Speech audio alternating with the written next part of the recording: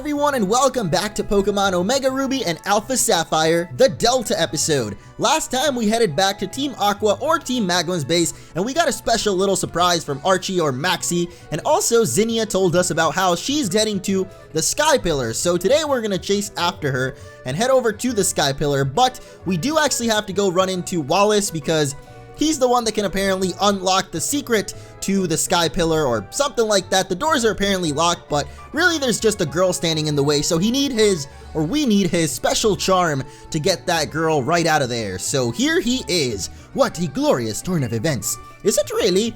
Oh, is it really? To think that this tree, I never knew we had received it from that huge man who visited from the Kalos region. Oh, are we actually talking about AZ here? Because I've been saying for the last, who knows how many episodes that AZ might show up here.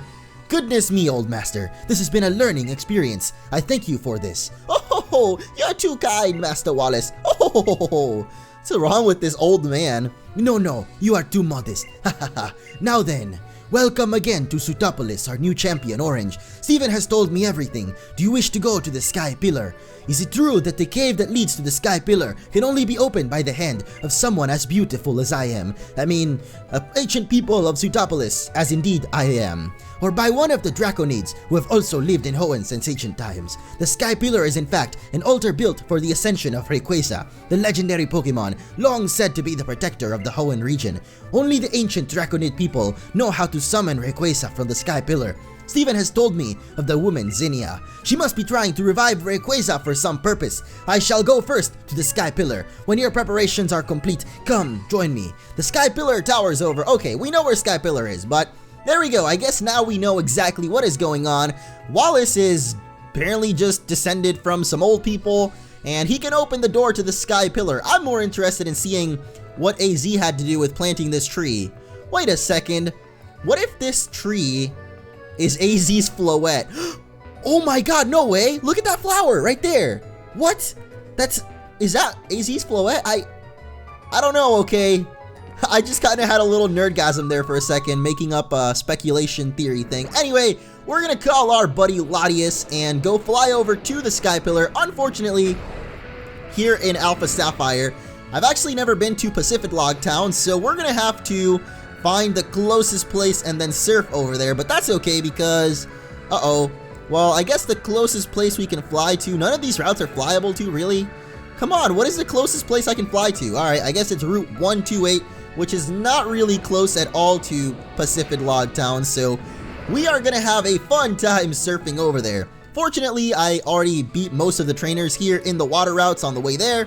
Oh, we're not that far away, we're actually pretty close by. It's just gonna take a while because we don't have a Sharpedo to surf on, but it'll be okay because I can talk about some story time. There's not really much of a story to tell. I didn't buy a bunch of Ultra Balls though, so I guess that's kind of a story.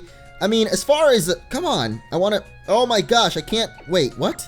Oh, there we go. I thought you could drag and drop it to rearrange the items, but I guess you can't. But anyway, as far as the story time, which I didn't really have a story time planned, but I guess we can have a little story time. Things are going great, okay? Here in this game. It's really great how I'm completely confused about everything that's been happening recently because Zinnia is this descendant of the Draconid people, and I know that some people must be mad at me. Well, not really mad, but pretty annoyed that I don't get this, even though it's so simple to get most likely. But you know what, I'm a little bit slow, and also I don't really pay attention to the dialogue when it happens. So these Draconid people, I guess, lived as long ago as when the war was. So, man, I really don't get the connection between this and X and Y, but here's Pacificlog town, so that's gonna distract me from confusing my head any longer. We're probably gonna figure it all out anyway, once we get up to the Sky Pillar. This Megastone is trolling me because you can't go around it. There's a Megastone there though. I don't know what Pokemon it's for, but we're about to find out. It is the Kangaskhanite. Nice, very nice. I like Mega Kangaskhan, even though it is a little bit banned in today's day and age, you know, much unlike the old days when they didn't have Mega Evolutions apparently. Kangaskhan is banned here. You can get the Psyshock TM somewhere. I don't think it's from these people. These people talk about the legendary Reggies to be exact, and we can't really do anything with those Reggies yet. So look, I was born here. You were born on a bunch of floating logs. This is kind of weird. I don't know if it would be very cool to live here in Pacificlog, because, I mean, the town looks nice at first. It reminds me a lot of the city in Pokemon Black and White, which, you know, this one did come first, so I guess more like the city in Black and White reminds me of this. Allow me to introduce myself. The Pokemon fan club's most important person, the chairman, is my older brother. Trolling, I don't like it. But this guy will give you the TM for return if you show him a Pokemon that is friendly towards you. I have Wuju at the lead of the party right now, so I didn't think that Wuju would be too happy for us, I guess. Look at this, those empty vases. I never noticed that inside we wear socks. Why do we make the shoe sounds? Oh, there we go. See, the shoes came back at the very last second. It's kind of weird because you still make the very heavy footstep sounds like you're not wearing shoes. Look at that. See, our shoes like swap when you go on there. I don't understand that. Why do our shoes randomly change when we're inside? Maybe like people don't wear shoes inside? I don't know. Are you the one that is going to give me the thing? Oh, this lady wants to trade Blossom for Corsola. Blossom. Don't we have a Blossom? I think we actually have a Blossom. So if we could go get that from the Pokemon Center, we could get ourselves a nice Corsola. Though I think you can find Corsola through normal methods here, because we've seen some flying around in the dive spots. Okay, this guy is going to give us Psyshock. And also the old man over there is going to talk about something kind of interesting, which I'm not sure if it's still here, but previously he would talk about the Mirage Island. Now he talks about Mirage Spots. One does not simply walk into a Mirage Spot. Is this seriously a reference to that Mordor thing? One does not simply walk into Mordor. Mirage Spots. Alright, well, I guess there's no more Mirage Island, everybody, so if you were hoping to get yourself some little why nots, you can't do that anymore, because there ain't no more Mirage Spots. Anyway, let's get to the main event of today's episode. Now that we explored a little bit of Pacificlog, which I really wanted to do because we never came here during our main adventure, now we can move on to the Sky Pillar. And also now we have a place to fly to in case we ever need to come back here, because I have a feeling that even though we're going to go to Sky Pillar, we're not going to be doing too much here yet. But here is Wallace once again. So you've come. Yes, every single time they say that we come somewhere, come on, you keep self-control, man.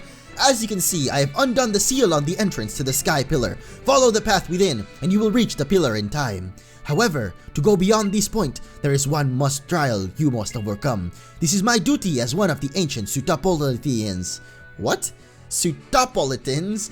A duty passed down to me by my former master. You must battle me, here and now. Prove to me that your power is great enough to face what lies ahead. Now tell me, are you prepared? I guess I'm ready as ever. Then let us begin. Champion of Hoenn, you who should exhibit the most graceful of art in battle with your Pokemon. I would have to show me your true strength.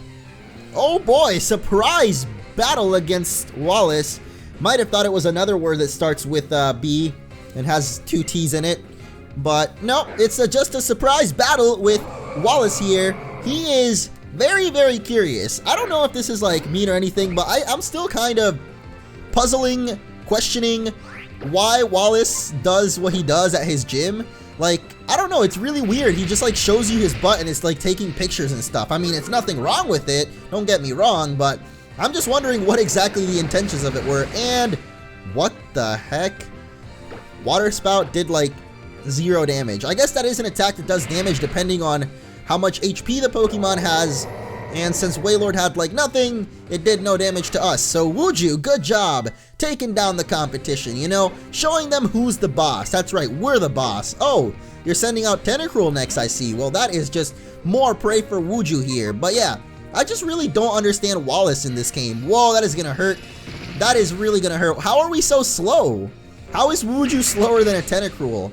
As far as I know, a Tentacruel is pretty slow, but I guess it might be decently fast. Milotic coming out next. Oh, we do still have a Zula. I was wondering if we still had a Zula, because if we do, then Wallace here is going to be a complete joke. But yeah, this is a thing I noticed throughout the main game. Like, all of the gym leaders and stuff, as far as I remember, we had a really easy time against them. But now, ever since the Elite Four and onward, it's been a little bit more challenging. I mean, I'm not going to say the Delta episode has been too challenging, but at least the Pokemon League was kind of challenging for me. A lot of you guys commented back when I was uploading the Pokemon League that it was easy for you all, but I don't know, I found it a little bit challenging, especially Steven's Mega Metagross. That thing was tough, and sure, thinking back to it, like looking back at the video, I literally didn't even know what type Cradle he was, so that totally would have helped us out. Uh-oh, are we gonna die here? Nope. Not even gonna take us out with your signature attack there, the Hydro Pump. Good job, Milotic. But yeah, I mean, I guess it would have been easier if I'd known what type Greydilly was, because I literally thought it was a bug and rock type, just like Armaldo, but turns out it isn't. Now, what Pokemon do we want to send out here? I made the mistake of Volt switching. I don't know why I did that, but I guess we're going to go for Fabi, because no matter what's coming out, it's probably going to be a water type. We can take it out with Solar Beam. And yeah, okay, Whiscash. This was originally how I planned to take down Wallace, was with Fabi the Beast's Solar Beam, so we're gonna try it this time. Let's go, Fabi! You're finally gonna get to take down the Whiscash that you were originally put on the team to take out. Yeah! How satisfying is that? Whiscash, still a very weird Pokemon, but I like it. I like its design. I think it's also supposed to have something to do with making the people of Hoenn lucky, but then again, the Hoenn region is like completely different now than it originally was, so see, that's what has me confused. Did the original Hoenn region still exist? Like, is that a real thing? Is it just another dimension? Like, I don't know, because every time they remade the games like Heart Gold, Soul Silver, you would have never think like, oh, this is a separate story, like the original Hoenn still happened. But I guess in this game they wanted it to make a little more, not really logical sense, because I don't know, I guess they just wanted to write it into the story but not take away the original Hoenn. So they're like, okay, everyone from the original one still exists, but in this region we have Mega Evolution and other stuff that people don't know from the original one. It's just weird to me. It's not really a confusing thing, but for me it is, okay? But I need to move past this. Hopefully Zinnia explains a little bit more about it when we get to the Sky Pillar, but we have to get through one final obstacle, and that is Ludicolo's awesome dance moves. Check him out here. What a cool guy. Baking us out too. That is a lot of damage, Ludicolo. Like, oh my goodness. Was not expecting that. Oh, and the Energy Ball too coming out. Come on, man. That's just too much for me. Too scary. And even though we don't have our Mega Mawile coming out here, we're still pretty dang strong. So, Sucker Punch, will this even kill it? I don't think this will. Oh, never mind. We don't have the huge power, but we've got enough power. So, goodbye, Ludicolo, and that is Wallace's final Pokemon. So, if you could please explain to me, I don't want to hear about the Sutopolitans. I just want to hear about what you were doing back there at your gym. Like, why do you like taking pictures of your backside? Like, I'm just curious, you know? From one man to another, Wallace, I am just genuinely curious, okay? So please, just enlighten me here. No? No enlightenment? Alright, well, let's hear some more about Rayquaza. You are an excellent Pokemon trainer. The Pokemon that you sent out, they dance like, yeah. Yes, striking with the sudden surely of fighting. I don't know what the heck he's saying. I literally can't read right now. So whatever, let's go into the Sky Pillar. I'm sorry that we always seem to be leaving the fate of all the world in your hands. Yet there it lies once again. Good luck to you, young champion. Oh boy, once again we've got to save the world, both times apparently from Zinnia, because she revealed to us that she was the one that told Team Magma and Aqua about how to do the whole primal reversion thing. So both times we've had to save the world now, all because of Zinnia. I kind of like Zinnia. You know, she just messes with the world and doesn't afraid of anything. So here we are in the Sky Pillar, and there is Zinnia. This place looks so much like N's castle. And I love the music here, holy moly. So you came for me. Thanks for that. Clapping some more, I like that. She's literally like a little monkey, I don't know, it's crazy. When she first had when we first had our battle with Zinnia, she was literally like a monkey jumping around. But I like that. That's really good, Orange. I really feel it. Backslash. Since you've been a good boy, I think I'll give you something I've been keeping. What are you gonna give us here? Look, the paintings that cover the walls of this tower. See, these are the history of humanity, of Pokemon, and of nature itself.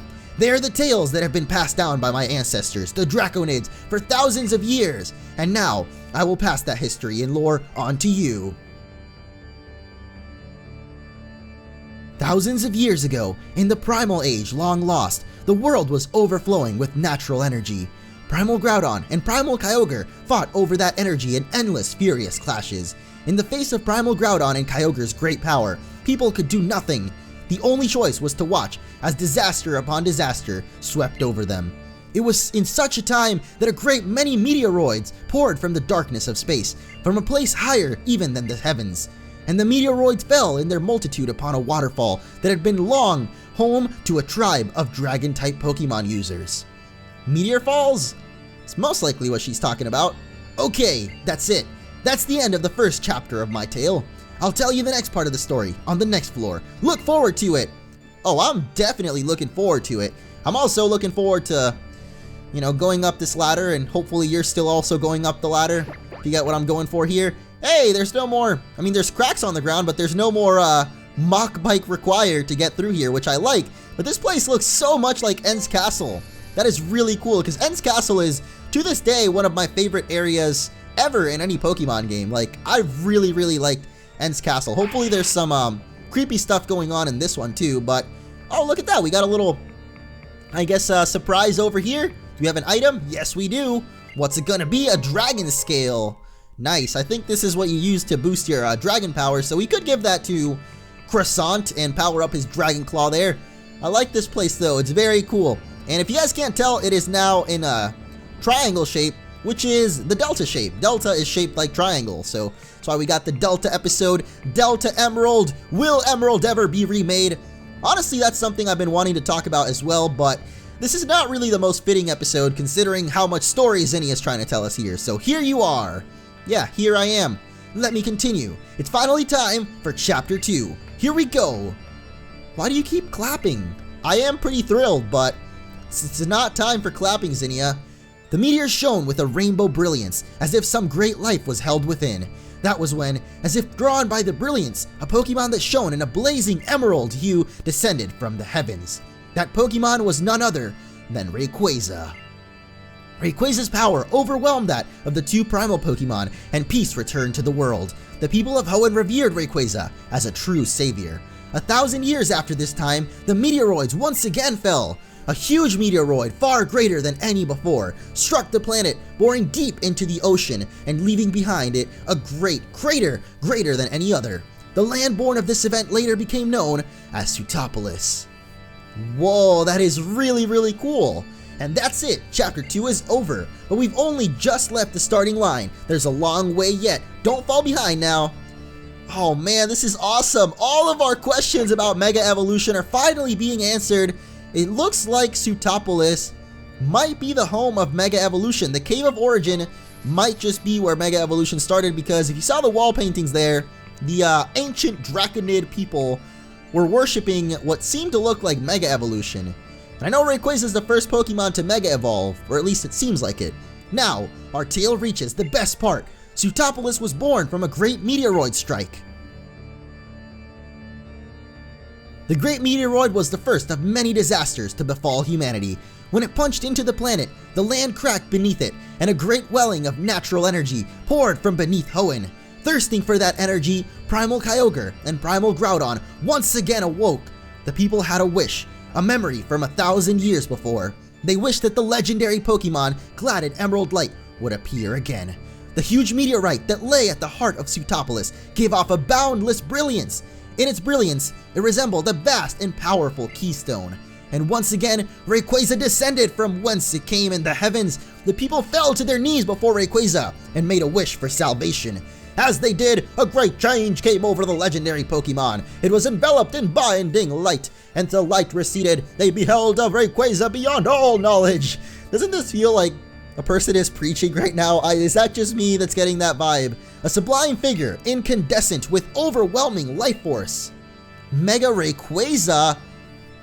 It was humanity's wish that brought about Rayquaza's transformation in the face of the Rainbow Stone. Yes, a wish, an intangible thing, invisible to the eye. Yet this wish bound people and Pokemon together, enabling the legendary Pokemon to change its appearance. Doesn't it remind you of something? That's right, it sounds like Mega Evolution, doesn't it? So Rayquaza was able to Mega Evolve without the bond of a single trainer. And that is very interesting, because so far we've only seen Mega Evolution capable through a Pokemon's bond with their trainer. Whoa, this place is getting narrower and narrower, and this wall painting is so cool. I love it. Look at that. You can see the Mega Rayquaza there. Oh my goodness, this place is so awesome. And now the conclusion of the tale, or at least I think it is. And how did the story end? After being transformed by the wish of the people, did Rayquaza save them from the disaster? Rayquaza once again confronted Primal Groudon and Primal Kyogre. The golden filaments that sprang from its body covered the sky. An emerald brilliance illuminated the area. A terrible wind rose.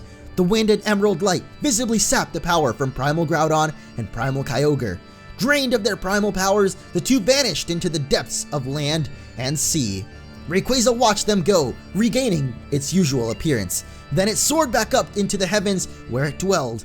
A witness to the series of events, a tall visitor from a distant land, said, "It is the Delta, born of the great disturbances in this world." AZU, awesome man.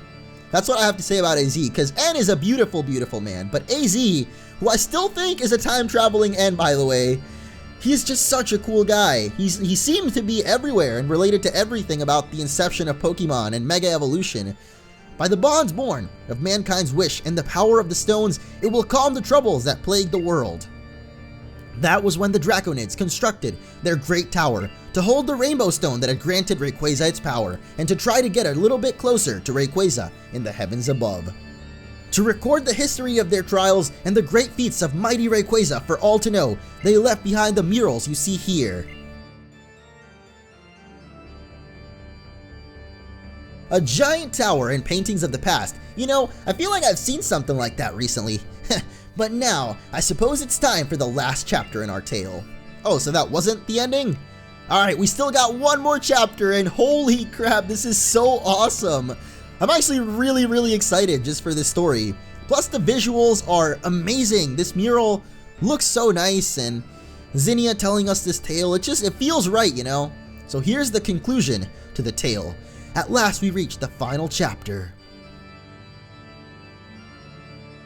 1,000 years of peace followed after that disastrous time, but the Draconid people, learning from their long history's cyclical nature, foretold that the meteoroids would fall on this land again.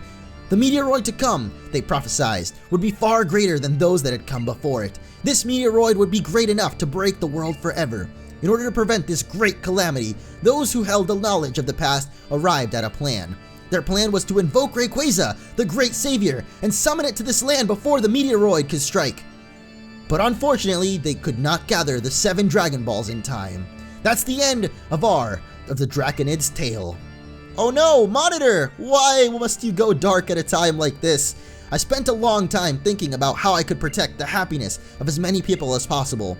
What I must do, as one who holds both the knowledge and the power, one who bears the heavy wishes of those who could not live up to that fate. Well, I had to be really creative, you know? So is there a little bonus chapter, an epilogue perhaps? There is an item down here though that I saw, and I'm hoping that maybe we can find out how to get it. Actually, I don't know if there was an item, maybe I'm just seeing things here, but... Oh, okay, yeah, there definitely is an item. There's also a Pokemon, but I don't really care about that. It is a full restore. Holy crap, we're really high up right now, aren't we? It'd be a shame if we were to fall down, huh? Good thing Pokemon doesn't let us jump off the tower, right? Because that would not be good. I like the way that they did this though, because before it was like you needed the acrobike and it was a little puzzle. I mean, that was kind of cool and challenging, so I wish that they would have brought that back, but maybe in another area, not exactly here. Is there another item down here? I don't know, whatever. Let's just head up to the final floor, I believe, and hear the end of Zinnia's tale. Whoa.